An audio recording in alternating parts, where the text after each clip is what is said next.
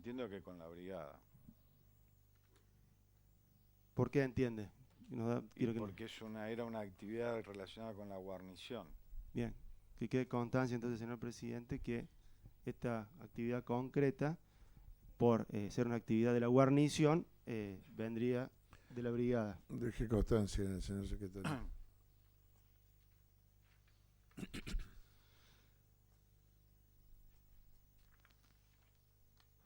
¿Cómo fue la finalización de esta misión que usted le entregaron? ¿Lo tuvo que reportar a alguien, comunicar a alguien?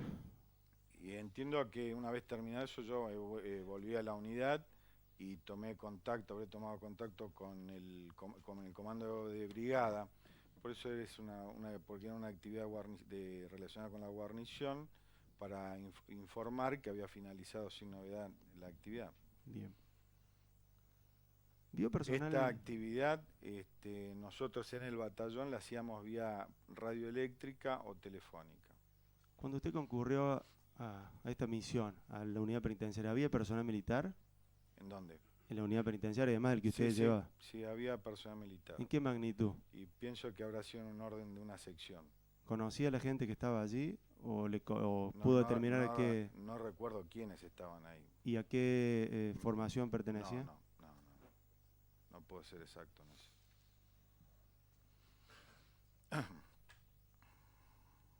¿Tuvo conocimiento usted que algún detenido, por razones subversivas, como se los denominaba, de la unidad penitenciaria haya perdido la vida, sea en el penal o fuera del mismo?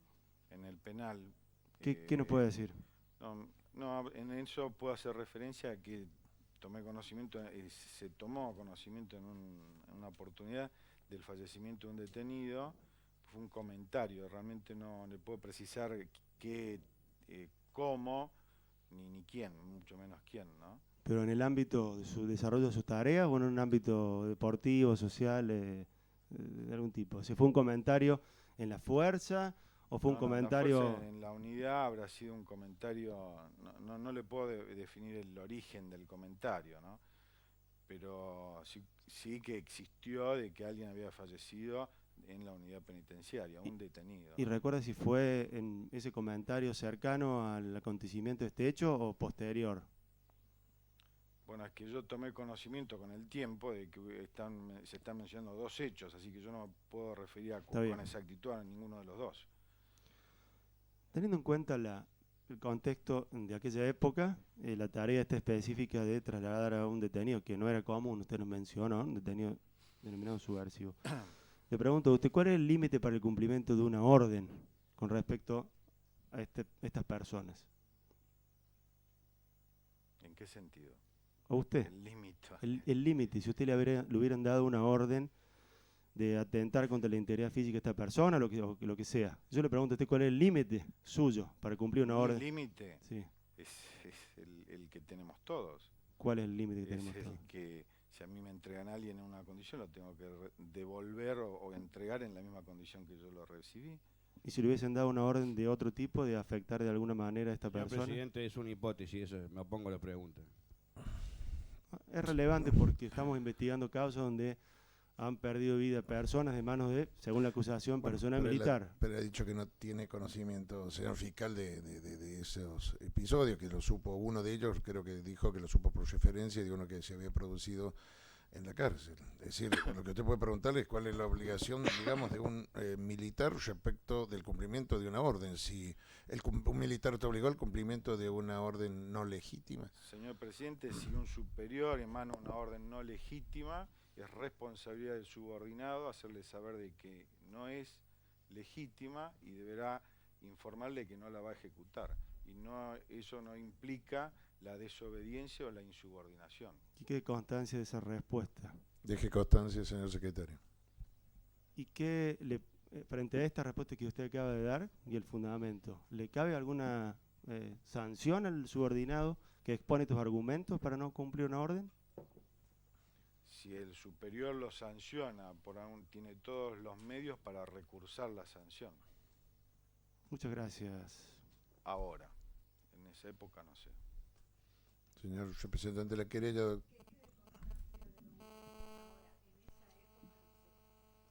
Deje constancia, señor secretario.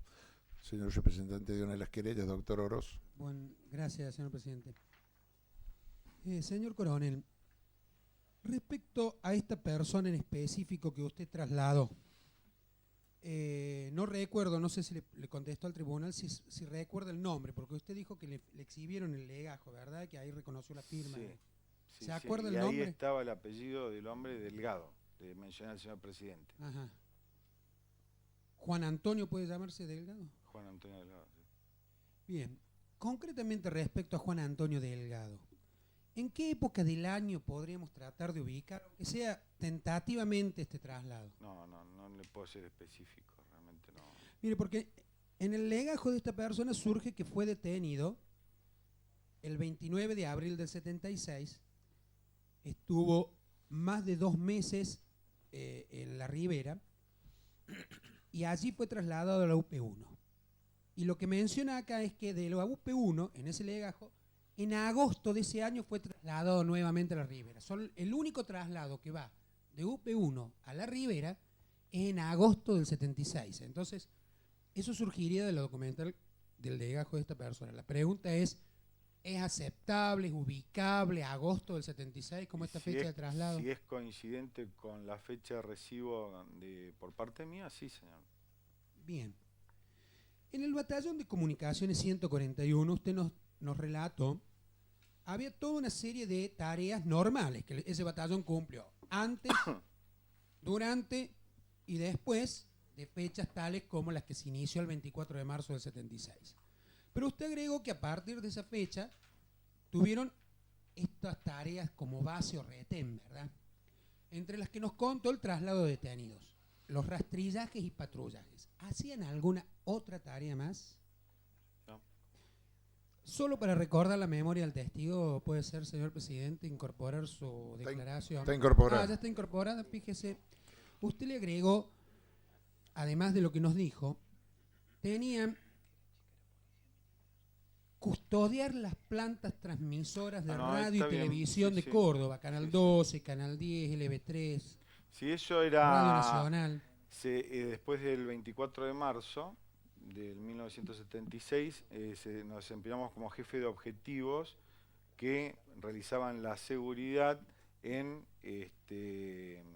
los medios, los canales de televisión y radios de la ciudad de Córdoba. ¿Usted concurrió en alguna oportunidad a este tema de la custodia en las plantas? O... Sí. Sí. Me desempeñé como jefe de objetivo en oportunidades. Bien, y suponiendo que efectivamente surgiera que Delgado fue llevado por ustedes, por esta comisión a la cual usted era el oficial a cargo, en agosto del año 76, ¿había sucedido o usted recuerda algún hecho en particular de agosto del año 76 que afectara al batallón de comunicaciones 141? No. En agosto del 76 no recuerdo.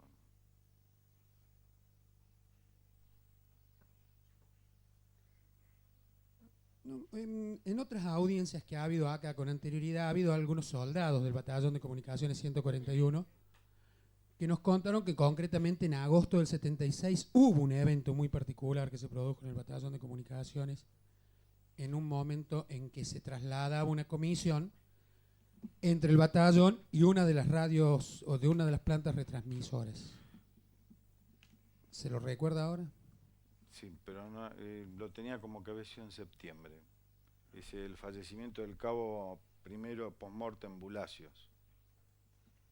Con motivo de la muerte de Bulacio, ¿hubo alguna intensificación de los patrullajes, rastrillajes por parte de ustedes? ¿No recuerda? No tengo presente, no.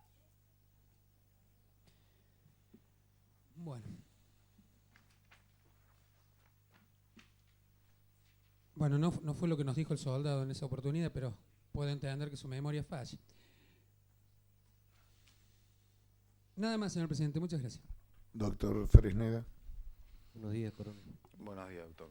Una sola pregunta. A instancia de la respuesta o la pregunta que le hizo el señor presidente, dijo que en los traslados, o por lo menos en ese traslado, utilizaban los mecanismos de seguridad habitual para un traslado.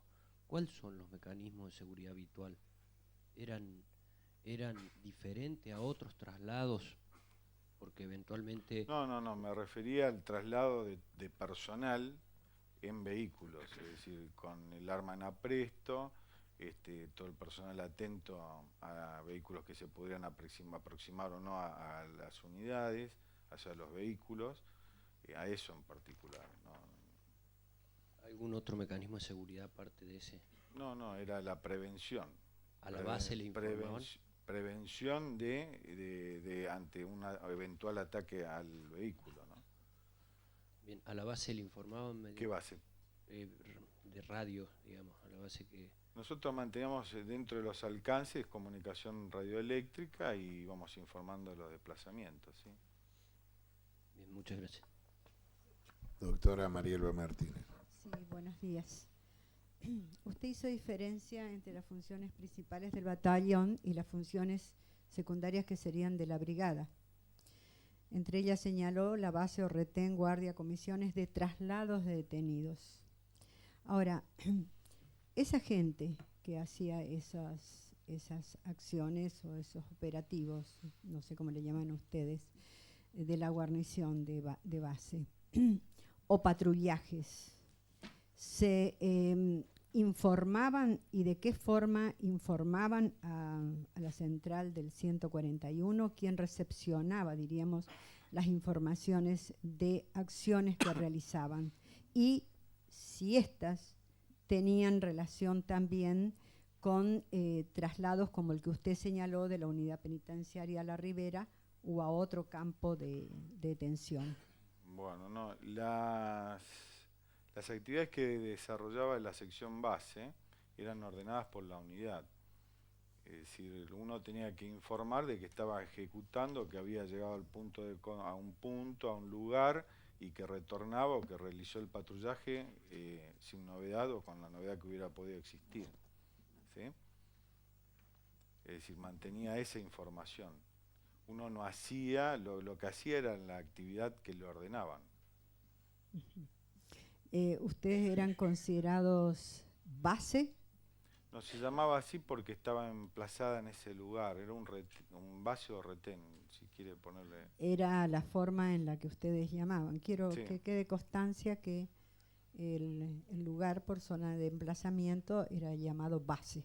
No, discúlpeme, la sección era base, porque estaba en se llamaba sección base, pero era un retén, era un elemento, estaba en apresto ante cualquier eventualidad. Lo primario era tener un elemento armado dentro de la unidad por si la unidad pudiera ser atacada. Le recuerdo que esa unidad tiene la tristeza de haber sido una de las unidades tomadas en el año 1972, ¿sí?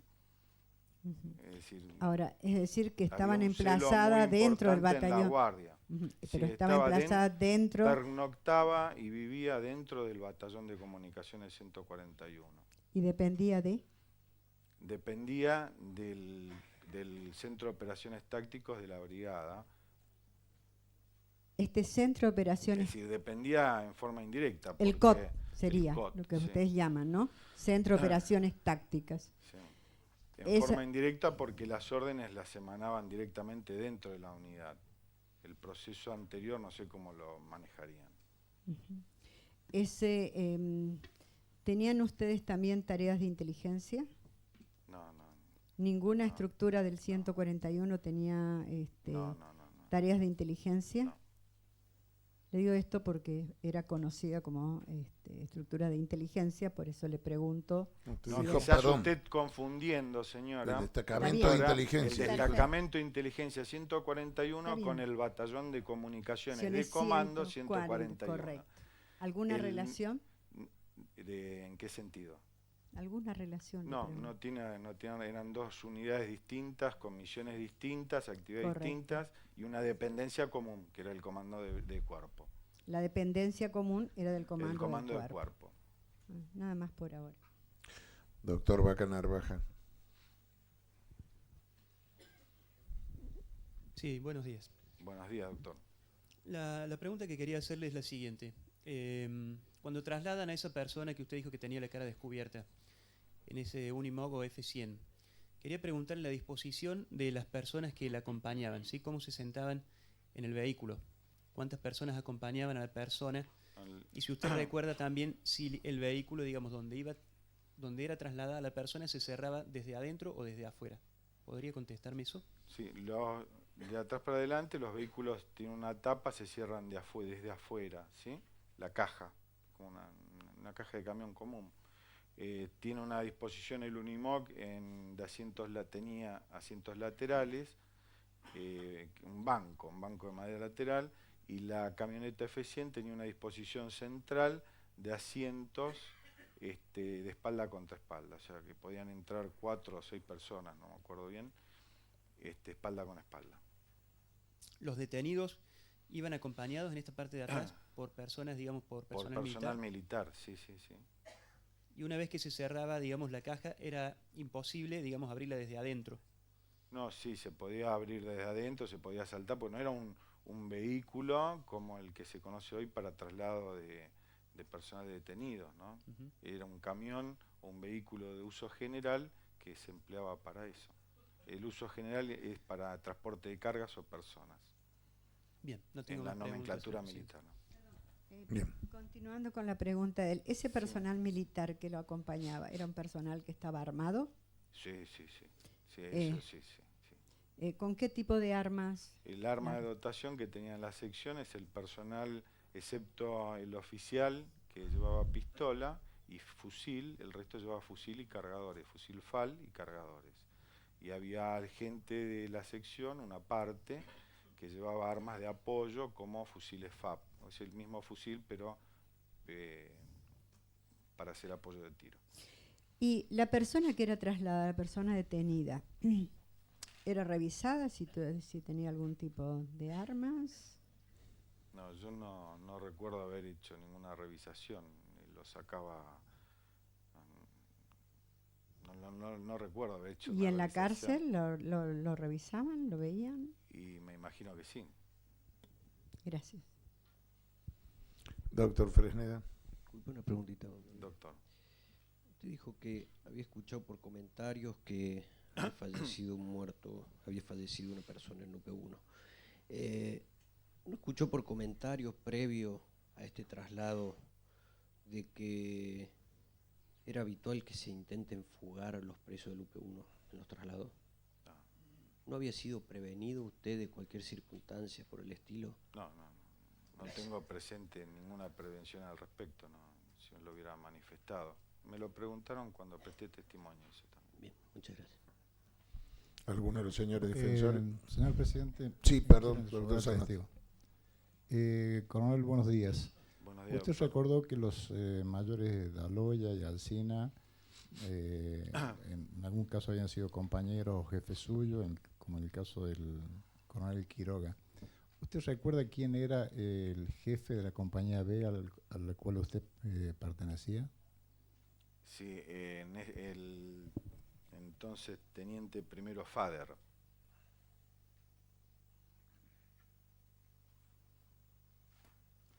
¿Recuerda quién es o quién fue el oficial de operaciones durante el traslado que usted realizó?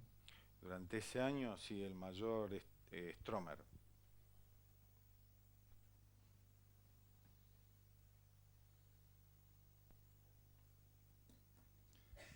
¿Nos podía explicar si había alguna otra compañía fuera de la compañía B dentro del batallón de comunicaciones? El batallón tenía 4 subunidades, una compañía comando, una compañía A, una compañía B y una compañía de servicios. ¿El de la compañía A, quién era el jefe?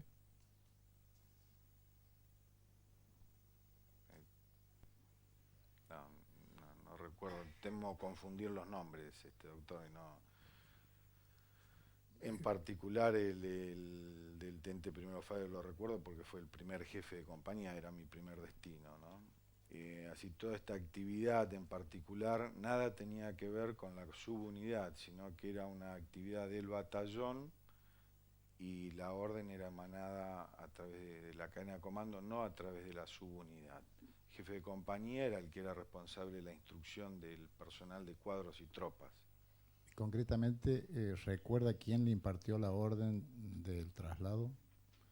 No, concretamente, doctor, no, pero estimo que habrá sido a través del oficial de operaciones que entregaba las planillas con las órdenes.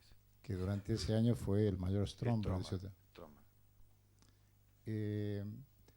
Usted mencionó que una sección o fracción tenía aproximadamente entre 20 y 30 personas, ¿puede ser? Sí.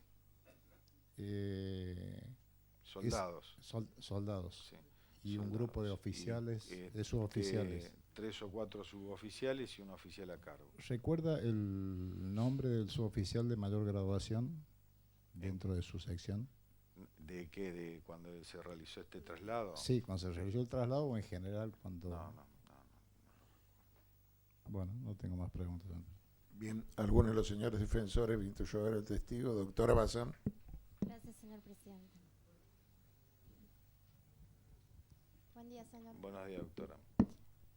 Cuando usted dijo que hacía estas tareas de seguridad de patrullaje, también específicamente a eso va la pregunta, ¿siempre había un oficial a cargo o había más de uno? No, siempre había un oficial. Esa sección tenía un solo jefe, el oficial. ¿Y las órdenes para el patrullaje se recibían de su cadena de mandos o A través del oficial de operaciones. ¿El COT de la brigada resolvía por sí mismo alguna situación o retransmitía las órdenes? Desconozco, eso lo desconozco.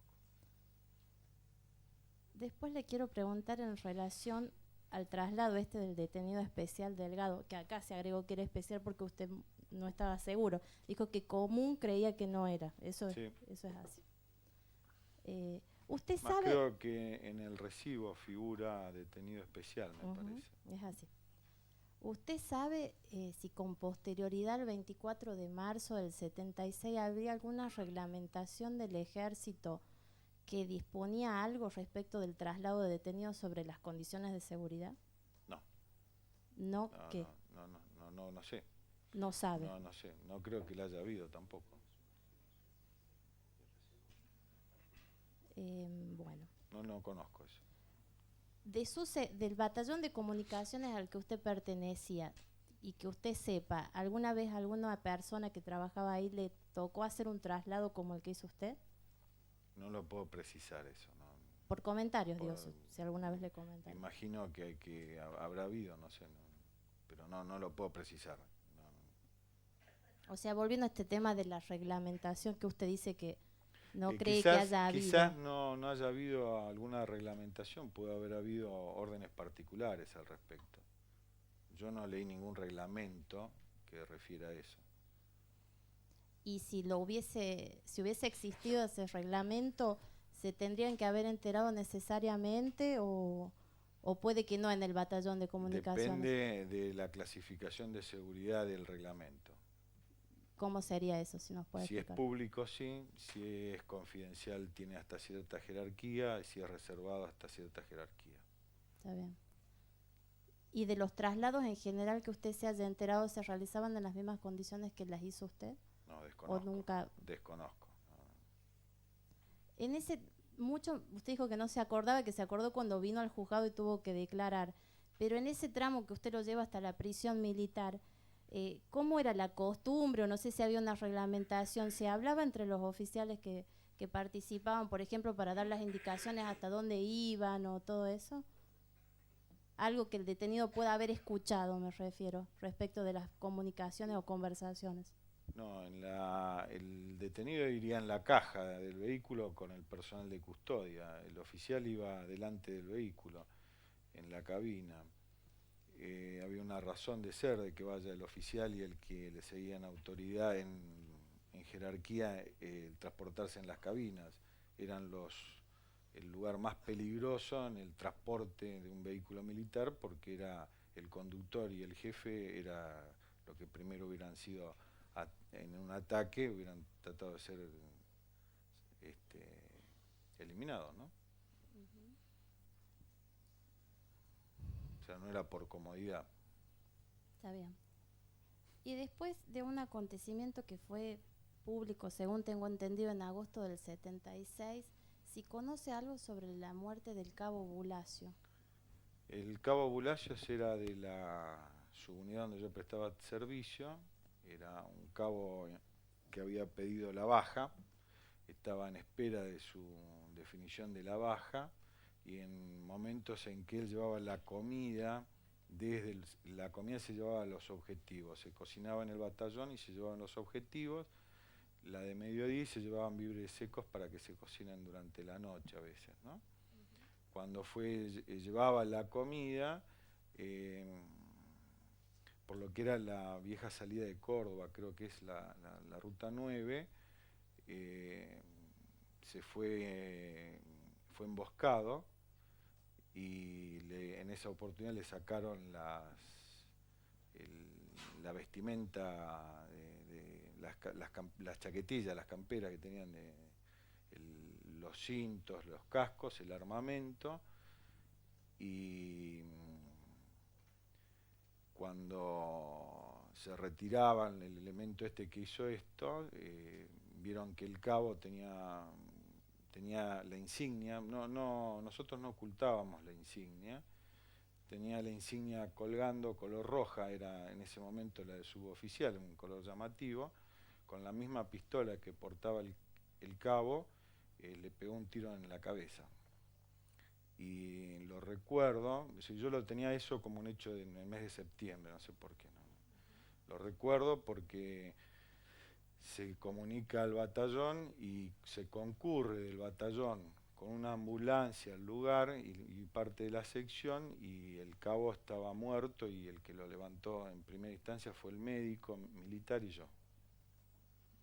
Y fue el primer muerto que vi en mi vida. Después, con posterioridad, ¿qué se supo? a quién había cometido ese hecho? No tengo la más mínima idea al respecto. ¿No? O sea que para usted era septiembre esa época, de lo que usted Pues recuerda. sí, es probable que yo esté muy confundido, ¿no? Sí, pero lo asociaba más a septiembre. Y quizás no sea lo que decía el doctor. Bueno, cuando me preguntó el señor presidente si se habían reforzado, creo en ese momento, cuando se concurrió al lugar, se instalaron controles de ruta y se hicieron patrullajes y nada más, pero no recuerdo una acción. Por otro lado, el batallón no era autónomo, no se hacía lo que el jefe quería o cada uno hacía lo que quería, ¿no? Y la última, y volviendo al tema del traslado de Delgado, usted dijo que lo llevó hasta la prisión militar, yo me parece haber escuchado de San Vicente. Ubicada en San Ubicada Vicente. en San Sí, Vicente. sí. ¿Hasta qué época funciona esa prisión militar, si usted sabe, ahí en ese barrio, en San Vicente? No le puedo precisar hasta cuándo, no.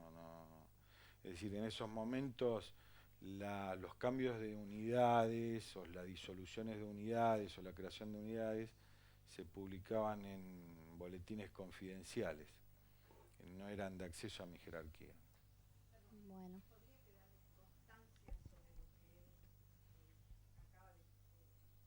Sí. Deje constancia, señor secretario. Nada más, muchas gracias. Una sola constancia. Cuando dijo que finalizó el traslado, volvió a la unidad y tomó contacto con el comando de brigada para informar que se realizó la actividad sin novedad. Deje constancia, señor secretario. Constancia, señor presidente, disculpe. Doctor Fresneda. Que después de lo ocurrido con lo de Bulacio, se hicieron patrullajes. Si me equivoco, coronel, por favor, Sí, corríjame. disculpe. Que se hicieron patrullajes, pero nada más, puesto que el batallón no era autónomo. Ujú. ¿Así fue? Sí, se hicieron en el lugar controles de ruta donde había sido el enfrentamiento, ¿no? Más Usted- que enfrentamiento, el tiroteo. Nada más que eso. Porque no hubo Sí, represión. solamente esto, que el batallón no era autónomo. Sí. Gracias. Deje constancia, señor secretario. Doctor Casas Noble. Gracias, señor presidente. Buenos días, coronel. Buenos días, doctor. Usted nos comentó al comienzo de su declaración que allá por el año 76 fue, en primer lugar, jefe de sección. Ujú, Y también nos dijo que instruía a su sección.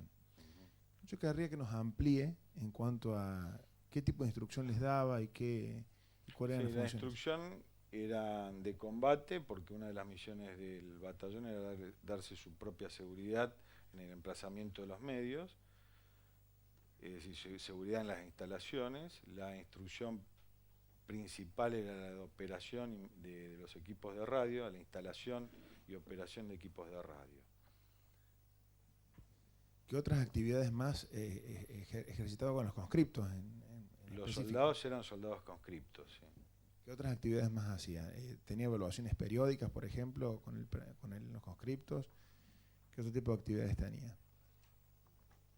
Sí, las evaluaciones de periodos, el de formación, los avanzados, que se gestionaban dentro de la unidad y uno era evaluado también uno, ¿no? Sí, también tenían actividades como ejercicios, por ejemplo, con los conscriptos. Sí, Eso les llevaba... Bueno, las actividades eran múltiples. Bien. Actividades físicas, actividades de mantenimiento de instalaciones, actividades de mantenimiento de vehículos, actividades de mantenimiento de vestuarios de equipos e instrucción. Bien, muchas gracias. Luego, ¿cuál es el armamento que por rol de combate le correspondía a un jefe de sección y jefe de grupo? Lo comenté, lo dije, era el fusil FAL y pistola para el jefe de sección y fusil FAL con cargadores para el jefe de grupo y soldados.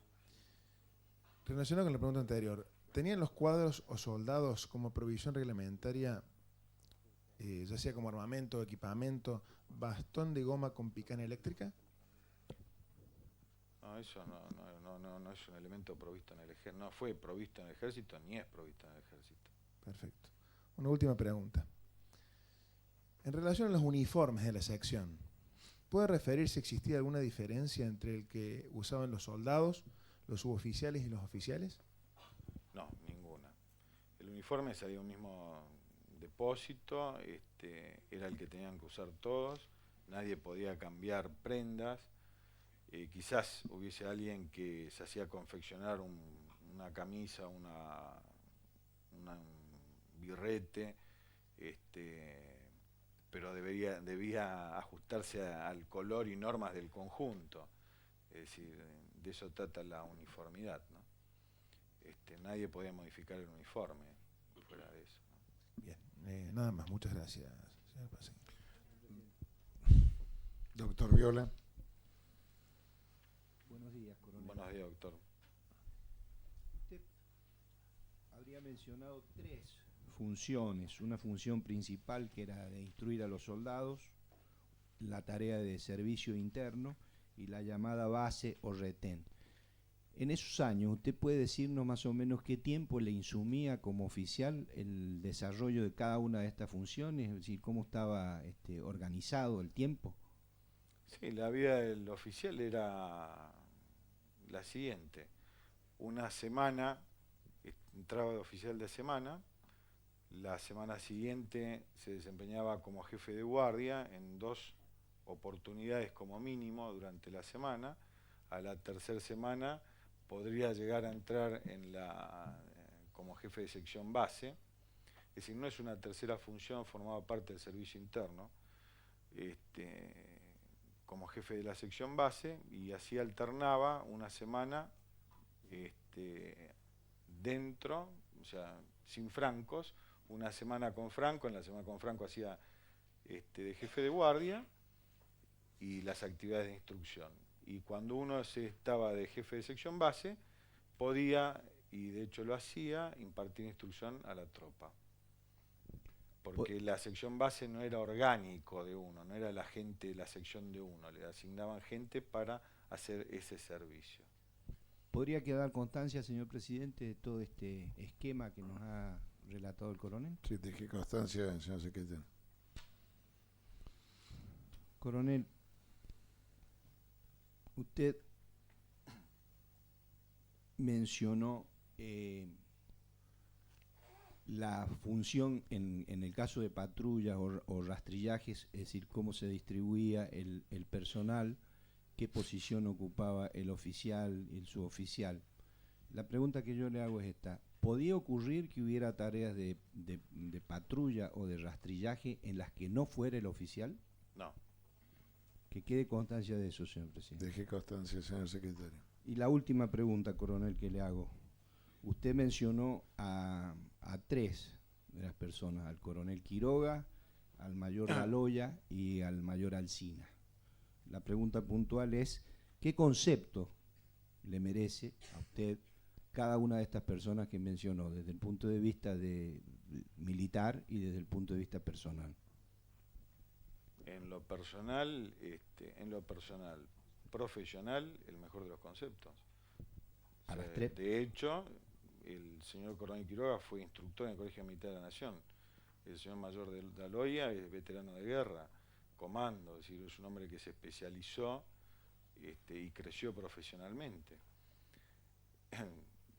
Del señor mayor Alsina, muy poco contacto he tenido profesional, no he compartido mucho, o sea, no he compartido nada profesionalmente con él como para emitir un juicio, una opinión, no un juicio, una opinión de valor.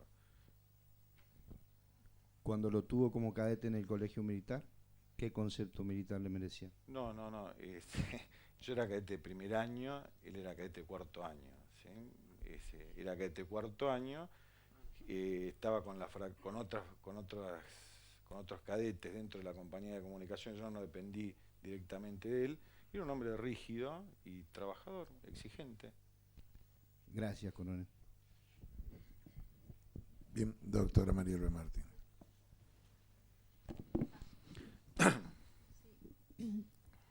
Usted contestó en un momento que no se habían planteado más medidas de seguridad en 76, excepto explicó lo que pasó posteriormente con el caso de Bulacio. Ahora, mi pregunta estaría dada en esto. A partir del 24 de mayo, en las estructuras intermedias del ejército, de toda la estructura, ¿hubo modificaciones en cadenas de mandos, en formas de desenvolvimiento, en formas de dar órdenes? ¿Hubo más precaución, menor precaución, en lo que se dio para la lucha contra la subversión, como ustedes le llamaban? ¿Cómo a partir de marzo del 76, cómo se estructuró eso? ¿Que estaba todo igual que antes de marzo del 76? ¿O hubo cambios significativos dentro de la estructura de ustedes? No, en la estructura de la organización no se modificó. Perdón, señor presidente, no hubo... no comienza el 24 de marzo del 76. No, perdón, no, doctor Cuesta Garzón, lo diré el testigo, eso. Usted, no sé con qué razón quiere ponerse la pregunta, pero la pregunta que está hecha... Bueno, eso es lo que va a contestar el testigo, señor. Es lo que me interesa. Señor, a partir del 24 de marzo del 76, lo que le pregunta la doctora Martínez es si hubo cambios significativos en las órdenes, en los reglamentos, en las instrucciones que tenían los oficiales y en general. Y en las estructuras, ¿no? De mandos, de forma de organizarse, aparecieron estructuras organizativas especiales. No hubo ninguna modificación en la organización de la unidad, por lo menos en la unidad donde yo estuve. Todos mantuvimos el puesto, no hubo ninguna variante al respecto. En cuanto a la estructura, perdón, pero yo entendí que la pregunta de la organización. doctora era en cuanto a las instrucciones, las órdenes que se le daban. No, ¿Cambiaron a partir del 24 de marzo del 76 o en algún momento? No, se incrementó el tema de instrucción de seguridad nada más con la tropa y yo no recuerdo algún otro cambio. ¿No? Bien. Doctor Zanotti. Sí, una última preguntita. ¿No le llamó la atención en su oportunidad del traslado de un detenido civil a una prisión militar? No. ¿Le pareció normal, habitual? No me llamó la atención. No me dieron la orden y estaba dentro de la cadena de comando, no me pareció. Doctor Martínez Paz. Sí, buenos días. Una preguntita en relación a el momento del final del traslado del detenido especial. ¿A quién usted se reportó a los fines de hacer saber si había novedades o no novedades en relación a ese traslado? Sí, en eso no lo recuerdo con exactitud, le digo lo que puede ser el procedimiento, es haber devuelto la unidad, informarle al oficial de operaciones y haber tomado contacto telefónico o por radio con el COT de la brigada. Bien, yo quiero leerle un párrafo en Sí, función de que léeselo. no es exactamente eso y tiene alguna trascendencia para lo que estoy preguntando. Preguntado para que diga si para el cumplimiento del traslado en cuestión tuvo contacto con el Centro de Operaciones Tácticas, dijo: pienso que sí, una vez finalizada la actividad ordenada, para comunicar su resultado. Esto es un procedimiento normal.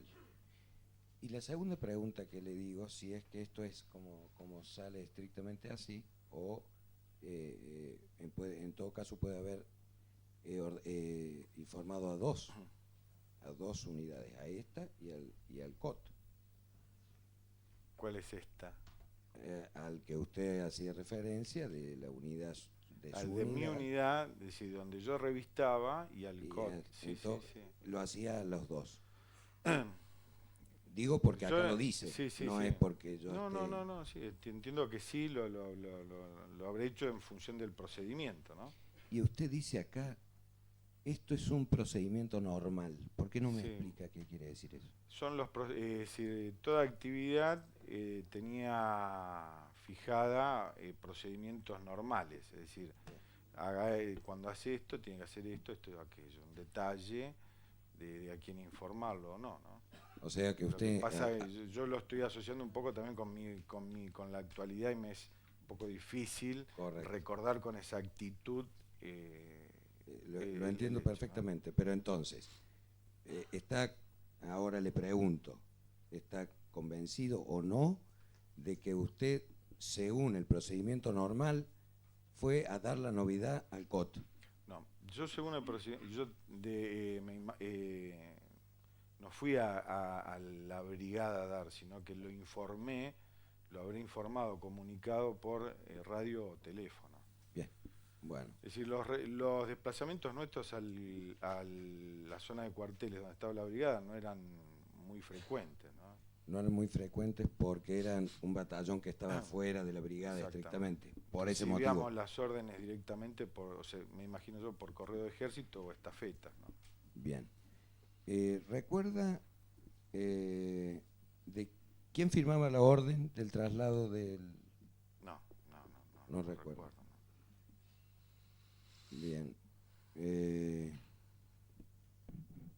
Acá le hago recordar, señor presidente, si el batallón de comunicaciones era un elemento del cuerpo, la orden de traslado la firmó el comandante de la brigada y se transmitió, etcétera, etcétera. O sea, ahora si yo le hago recordar eso, ¿tiene memoria de que lo haya firmado el comandante de la brigada? Y la habrá firmado el comandante de brigada, indudablemente, ¿no? Bueno, no más preguntas, señor presidente. Bien. Señor juez, ¿va a hacerle una pregunta al testigo? Buenos días, coronel Paz. En relación al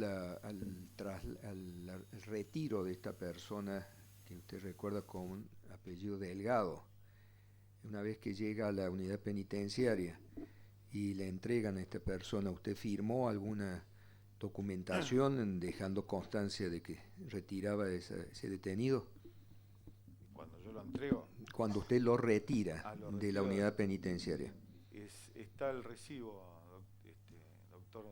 ¿Le podemos exhibir el recibo si estuviera el señor legajo? secretario. Si yo lo recibo y firmó un recibo. Bueno, mientras buscamos el recibo le hago otra pregunta. ¿El retiro de Delgado fue la única vez en que usted retiró de la cárcel penitenciaria un detenido especial o hubo otras oportunidades donde? Yo no recuerdo haber concurrido en otra oportunidad a la unidad penitenciaria. No recuerda. ¿Recuerda haber efectuado algún traslado de personal militar a consejos de guerra? Sí. ¿En cuántas oportunidades recuerda haberlo hecho? En una oportunidad, sí. Un suboficial procesado fue, ¿no? ¿Desde dónde hasta dónde? Bueno, obviamente hasta dónde es al Consejo de Guerra, pero Sí, ¿desde dónde lo llevó? De la prisión militar, me parece, me suena, me recuerdo como de la prisión militar. La misma prisión militar a la cual llevó a Delgado. Sí. Si usted hizo ambas cosas, es decir, trasladar un detenido especial Delgado y trasladar este otro militar a la prisión, al Consejo de Guerra, ¿recuerda si era el mismo procedimiento en cuanto a seguridad y demás recaudos, el traslado del detenido militar al traslado del preso especial? No me acuerdo por qué fue procesado, no me acuerdo, no recuerdo, ¿no? Pues se me confunde un caso con otro, ¿no? No recuerdo el por qué fue procesado el suboficial por la justicia militar, pero lo tuvimos que ir a retirar, se lo llevó al Consejo de Guerra y fue Pero no me responde la pregunta, si los recaudos que tomaron con Delgado eran recaudo, similares o distintos a los que tomó el recaudo con... era de medidas de seguridad del transporte en un vehículo militar en un momento complejo, ¿no? Es decir, la prevención ante cualquier ataque al vehículo. Uh-huh. Y en relación a al peligro de fuga del detenido, ¿era la misma respecto al militar que respecto al civil detenido especial? No creo que haya sido igual, ¿no? Pues no habría intención de fuga, ¿no? En ese momento que usted hizo el traslado de Delgado, ¿De qué constancia? ¿tenía presente que, digamos, por información recibida dentro del ámbito castrense, llamémosle así, o de la difusión periodística o por radio, por televisión, de que hubiera habido problemas con traslado, intentos de fuga de detenidos especiales? No tenía no tengo presente eso, ¿no? Bien. ¿Hemos ubicado el...? No, bueno, doctor, no, porque no está incorporado en esta causa, porque es el legajo de un detenido que no es víctima en esta causa. Bueno, está bien. Pero usted firmó entonces el recibo de la recepción, sí. Usted lo firmó. Sí. Gracias, coronel. Señor juez, 20 llevar al testigo. Señor juez, 20 llevar al testigo. Buen día, señor coronel. Buen día, doctor. Dígame, traslado de detenidos especiales, si hacía algún colega suyo de arma, y en su caso, ¿quién? Si usted recuerda. Si lo hacían otros... Sí. Lo mismo que usted hizo con Delgado, si algún otro camarada lo hizo, y en su caso... No recuerdo. Entiendo que habrá habido algún otro, pero no lo recuerdo con exactitud, ni quién menos. Ninguna otra pregunta, presidente. Señor presidente. Doctor. Muy bien. Muy amable. Una sola constancia, la pregunta es justo al doctor Martínez Paz, de que a quien reportó al final del traslado que dijo, volvió a la unidad, le informó al oficial de operaciones de su unidad, supongo, y tomó contacto telefónico radial con el COT de la brigada, era el procedimiento normal. Lo señaló como el procedimiento normal, digamos, sí, así fue. Sí. A ver, señor presidente, perdóneme un poquito. Doctor Martínez Paz. Yo le leí textualmente lo que había dicho y me dio con su cabeza una afirmación. Yo lo voy a leer de nuevo a ver si yo no he sido claro. Si para el cumplimiento del traslado en cuestión tuvo contacto con el Centro de Operaciones Tácticas de Comando de la Brigada, dijo pienso que sí, una vez finalizada la actividad ordenada para comunicar su resultado. No se refería en este aspecto especial a la unidad, sino al COT. Esto es un procedimiento normal.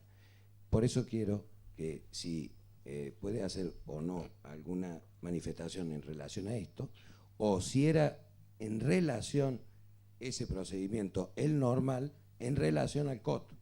En relación al COT. Era ese el procedimiento normal. Por eso es que quiero que quede en todo caso la constancia en estos términos. ¿Está bien? Deje constancia. Señor presidente, señor secretario. la fiscalía tiene una... Doctor Coronel.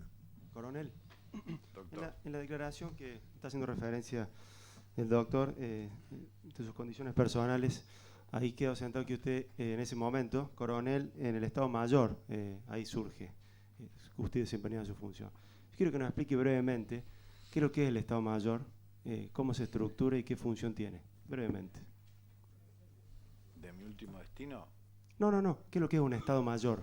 Usted fue a la Escuela Superior de Guerra, debe saber lo que es un yo Estado soy ingeniero militar. Ah, perdón. Soy ingeniero militar. Listo. El especialista en eso es un oficial de Estado Mayor. Retiro la pregunta entonces, gracias. Perdón, señor presidente. Doctor Viola. Disculpe, coronel, una sola pregunta más que se me quedó en el tintero. Usted refirió que la unidad, el batallón 141, hizo memoria, fue tomado en el año 72. Sí, no me acuerdo bien la fecha, Sí. pero el año. ¿Usted recuerda cuando le toca prestar servicio en el batallón, si como consecuencia de esa toma, de que fue objeto del batallón, en la instrucción de los soldados o en las cuestiones que tenían que ver con la seguridad o la guardia, se tomaran algún tipo de previsiones especiales? No, la previsión especial no existía, era la intensidad de la instrucción para que no se volviera a repetir el hecho. Señor presidente, quiero que quede constancia de eso, en la intensidad de la instrucción para que no se volviera a repetir el hecho. Deje constancia, señor secretario. Una pregunta, perdón. Sí, doctor Martínez. Si me pudiera manifestar con brevedad, en razón de que ya lo hemos abusado de su tiempo, ¿qué funciones tenía el COT? El COT en términos generales, como COT. Sí, no, Es decir, puede ser de la brigada. No, eso es un escalón superior al momento de que estamos haciendo referencia. Imagínense, yo subteniente que hacía el COT. ¿Qué conocimiento no tiene, tenía aunque ni sea usted, conocimiento. ahora de lo Hoy que es le el puedo COT? decir que un COT es el que maneja o tiene conocimiento, ¿no es cierto?, de las operaciones en ejecución, ¿sí? ¿Qué están haciendo, dónde están y cómo están los elementos que están desplazándose, desplegados en el terreno o haciendo distintas actividades fuera de las unidades? Bien. Una pregunta, ¿de allí emanan órdenes? El COT no emana órdenes, toma conocimiento, informa al comandante y el comandante ordena. El comandante es el que ordena. Muy bien. Doctor Cuesta Garzón. Perdón. Deje doctor Cuesta Garzón, deje constancia en acta, señor secretario, que el COT toma conocimiento de los elementos que están operando y lo transmite al jefe al jefe que sea, que es quien da las órdenes. Deje constancia. Doctor Cuesta Garzón. Sí, una sola pregunta, señor coronel. ¿Qué diferencia hay entre estrategia y táctica? No se la puedo contestar con exactitud porque no estudié eso. Sí. Doctor Viola. Una última. Esta Tiene es que la ver con última, el en centro serio. de operaciones tácticas, señor presidente, por eso le pregunto. Normalmente, ¿hay un solo COT o cada unidad puede tener un COT? No, normalmente eso refiere ¿cómo se llama? A la guarnición, a las guarniciones militares. Es decir, una guarnición con muchos elementos tiene un centro de operaciones táctico. ¿sí? Gracias, coronel. Bueno, ahora sí creo que lo podemos desocupar. Señor, puede retirarse, gracias. Vamos a hacer un cuarto intermedio de 10 minutos, por favor.